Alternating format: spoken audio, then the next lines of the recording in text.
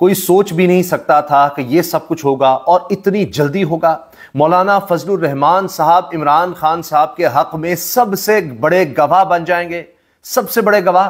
اس وقت سب سے بڑی بریکنگ نیوز بنی ہوئی ہے، بھونچال آ چکا ہے۔ مولانا فضل الرحمان صاحب نے جو باتیں کر دی ہیں اور بڑے تحمل کے ساتھ، بڑے اعتماد کے ساتھ اور بڑے سوچ سمجھ کر بیانات دیے ہیں انہوں نے، اور ندیم ملک صاحب کو انٹرویو میں انہوں نے بتا دیا ہے۔ خود ندیم ملک صاحب بار بار حیران ہو رہے تھے، اچھا ایسے ہوا؟ یعنی جنرل باجوہ باقاعدہ میر جعفر میر صادق ثابت ہوئے ہیں، اب آرٹیکل 6 لگانے کی باتیں ہو رہی ہیں۔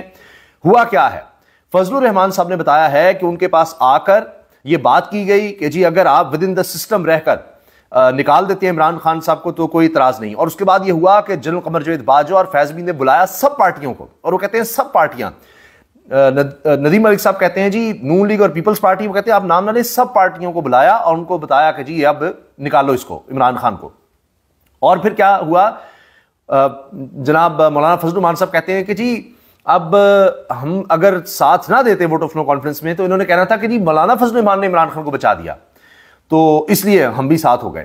اب یہ دیکھیں کہ فضل الرحمان صاحب بالکل ان تمام باتوں کی گواہی دے رہے ہیں جو عمران خان کرتے رہے، کہ یہ باجوہ تھے، جنرل قمر جاوید باجوہ، جنہوں نے عمران خان کی پیٹھ میں چھرا گھونپا، یہ سارا رجیم چینج کا سارا معاملہ رچایا، یہ سارا سائفر والا معاملہ، اس سب کے پیچھے جنرل باجوہ تھے، اور اب مولانا فضل الرحمان صاحب اس کی گواہی دے رہے ہیں۔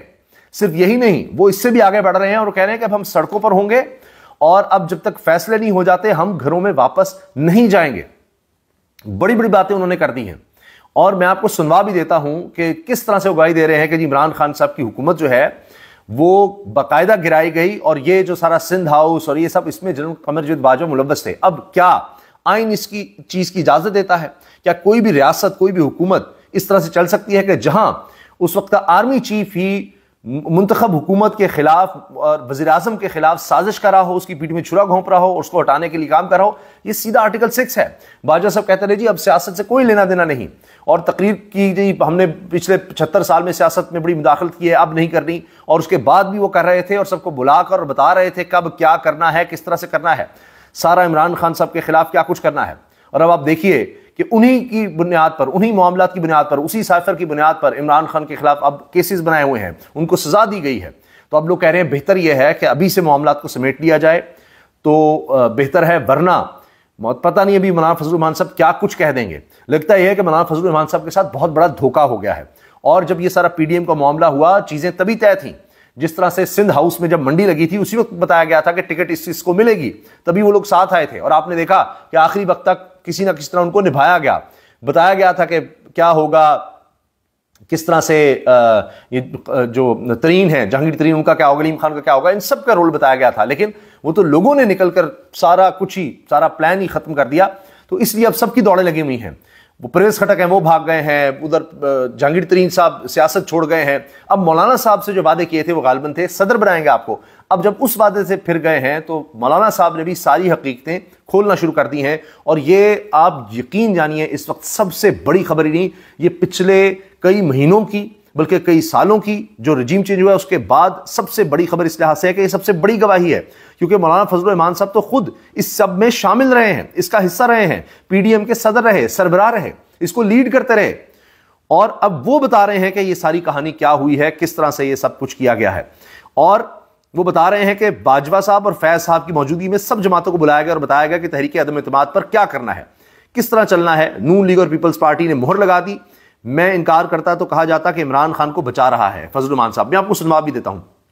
اب اس کے بعد بالکل ماحول چینج ہو گیا ہے، بدل گیا ہے۔ اب میں آپ سے پہلے عرض کر چکا ہوں، آپ ہماری پچھلی ویڈیوز دیکھ سکتے ہیں، اس میں نے کسی ویڈیو میں یہ آپ سے عرض کیا تھا کہ تاش کے پتوں کی طرح یہ سب بکھریں گے اور یہ سب گر رہے ہیں۔ اب اس کے بعد یہ عمل شروع ہو گیا، وہ کچھ ہونے والا ہے جس کا کوئی تصور بھی نہیں کر سکتا کہ اتنی تیزی سے معاملات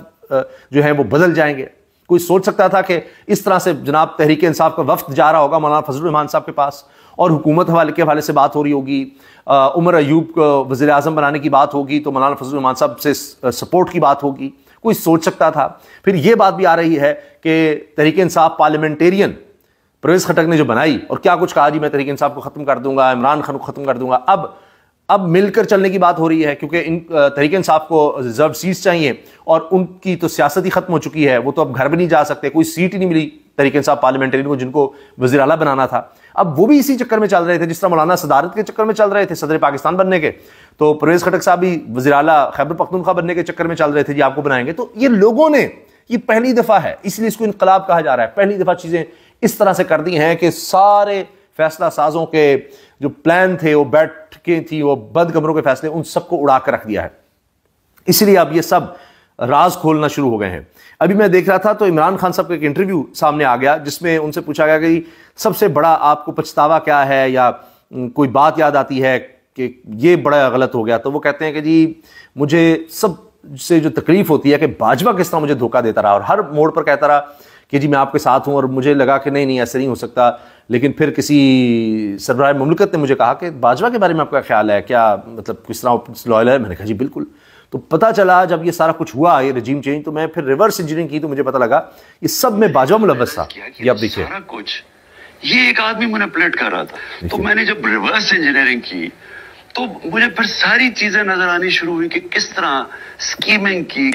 یعنی کس طرح یہ ساری سکیم بنائی گئی اور کس طرح یہ سارا حکومت کا تختہ الٹا گیا، اور پھر آپ دیکھ لیجئے معیشت اور سب کچھ کس طرح برباد ہوا۔ اب یہ مولانا فضل الرحمان صاحب جس طرح گواہی دے رہے ہیں، تو اس کے بعد اب معاملات کیسے چلیں گے؟ اس کے ساتھ آپ یہ دیکھیے کہ مولانا فضل الرحمان صاحب کہتے ہیں جی شہباز شریف کسی بھی موقع پر استعفیٰ دینے کو تیار نہیں تھے، میرے نوٹس میں ایسی کوئی بات نہیں تھی۔ یہ جو کہا نا جی کہ شہباز شریف پھر چھوڑ رہے تھے، ہم الیکشنز کی طرف جا رہے تھے، یہ بھی سب جھوٹ ہے۔ تو یہ لوگ جو اندر بیٹھے تھے وہ اب جب گواہی دینے لگ گئے ہیں تو مجھے بتائیے کہ باقی کیا بچ جاتا ہے اور اب کیا رہ گیا ہے بات کرنے کو؟ یہ دیکھیے وہ بالکل رابطے میں تھے اور ان کی موجودگی میں سب کو بلایا گیا، سب کے سامنے ان سے کہا گیا کہ آپ نے یہ اس طرح کرنا ہے، اس طرح کرنا ہے، اس طرح کرنا، اس طرح کرنا ہے، یہ سارا رجیم چینج، یہ نوٹ آف نو کانفیڈنس کس طرح گرانا ہے، پھر وہاں سے جناب کس طرح سائفر آتا ہے اور کہا جاتا ہے عمران خان کو ہٹا دو، اس کو کام ہونا چاہیے، اور پھر جنرل باجوہ کے بارے میں ہے کہ جی وہ لابنگ بھی کرتے رہے، وہاں امریکہ میں بھی لابنگ کرتے رہے، اور پھر عمران خان کو کہا کہ جی آپ جائیں روس، جب ان کو پتا تھا، شاید انٹیلیجنس رپورٹ تھی کہ روس یوکرین پہ اٹیک کر دے گا، اس وقت میں عمران خان وہاں گیا ہوگا، اور پھر امپریشن بن جائے گا کہ ہاں واقعی یہ تو امریکہ کے انٹرسٹ کے خلاف کام کر رہا ہے اور بالکل اس کو جو ہے آپ فارغ کروانا ہے۔ تو اس ساری اسکیم اس وقت وہ چلا رہے تھے، اور یہی سب اب مولانا فضل الرحمان صاحب کی گفتگو سے ثابت بھی ہوتا ہے۔ لیکن یہ بھی کہا جا رہا ہے کہ اس میں قمر جاوید باجوہ کا تو پکا ہے، لیکن فیض حمید کا جو نام لے رہے ہیں وہ شاید کسی اور کی طرف بھی اشارہ ہو سکتا ہے، نام فیض حمید کا ہے، یہ باتیں بھی ہو رہی ہیں۔ تب کون تھے وہ؟ سب پارٹیاں، نون لیگ اور پیپلز پارٹی، اور ان کا نام مت لیں آپ، اور ان کو کس نے کہا کہ یہ کرنا ہے؟ سب پارٹیاں۔ کس نے کہا یہ کرنا؟ باجوہ صاحب اور فیض حمید صاحب دونوں سے۔ کیا کہا انہوں نے؟ یہی کہا کہ آپ لوگوں نے کیا کرنا ہے، کس طرح چلنا ہے، کیا کرنا ہے، نو کانفیڈنس کے والے دونوں نے، اور سب نے اس کے اوپر ہاں میں ہاں بھری۔ پھر تو یہ کہنا چاہیے کہ موو جو تھی وہ ادھر سے تھی، تو نون لیگ اور پیپلز پارٹی نے صرف مہر لگا دی۔ موو جو تھی وہ ادھر سے تھی، یعنی قمر جاوید باجوہ کی طرف سے تھی کہ جی آپ نے یہ اس طرح سے کرنا ہے، اور پیپلز پارٹی اور نون لیگ اس پر مہر لگا دی۔ تو کہتے ہیں آپ نے مجھ سے خبر نکلوا لی، یعنی اس کو کہہ دیا مولانا کہ بالکل ٹھیک کہہ رہے ہیں آپ۔ آپ نے بات نکال لی، تو پھر مہر لگا دی نون لیگ اور پیپلز پارٹی نے، اوپر مہر لگا دی، مہر لگا دی۔ جنرل باجوہ، جنرل فیض صاحب سے یعنی پلان سارا جنرل باجوہ کا تھا، اور مہر جو ہے صرف پیپلز پارٹی نون لیگ نے لگائی، اور ہم نہ کرتے تو ہمیں بھی الزام آتا کہ جی تو عمران خان کو بچا رہے ہیں۔ یہ دیکھیے اس ملک کے ساتھ ہوا ہے، آپ سوچئے ذرا۔ اور پھر اب ملاقاتیں بھی ہو رہی ہیں، اب تحریک انصاف اسد قیصر صاحب، عامر ڈوگر، اور ان کے علاوہ جناب دوسرے لوگ عمیر نیازی، یہ لوگ بھی گئے ہوئے ہیں جناب مولانا فضل الرحمان کے پاس، اور اب فضل الرحمان صاحب تو پتہ نہیں اور کیا کچھ ان کو بتا دیں گے کہ ہاں جی یہ باتیں ہوئی ہیں۔ اور یہ دیکھیے تسلسل نظر آ رہا ہے فضل الرحمان صاحب کے انٹرویوز کا، کبھی وہ مہر بخاری صاحبہ کو انٹرویو دیتے ہیں، ابھی ندیم ملک صاحب کو دیا، اور اس سے پہلے آسمہ شیرازی صاحبہ کو انٹرویو دیا۔ تو فضل الرحمان صاحب اب پیچھے نہیں جا رہے، آگے بڑھ رہے ہیں، اور آپ دیکھیے کہ کتنی تیزی سے حالات جو ہیں بدل رہے ہیں، اور ابھی آپ دیکھیے گا ایک کولیپس ہونے والا ہے، کولیپس ہونے والا ہے۔ میں آپ کو خبر دے رہا ہوں یہ جو سارے پلانز بنائے گئے ہیں، مریم صاحبہ وزیر اعلیٰ، شہباز شریف وزیر اعظم، اور جناب یہ سب مل کر، اور یہ بڑا کچھ ہونے والا ہے، اور پیپلز پارٹی اور یہ PDM 2، نہیں جناب، سب گئے۔ اللہ حافظ۔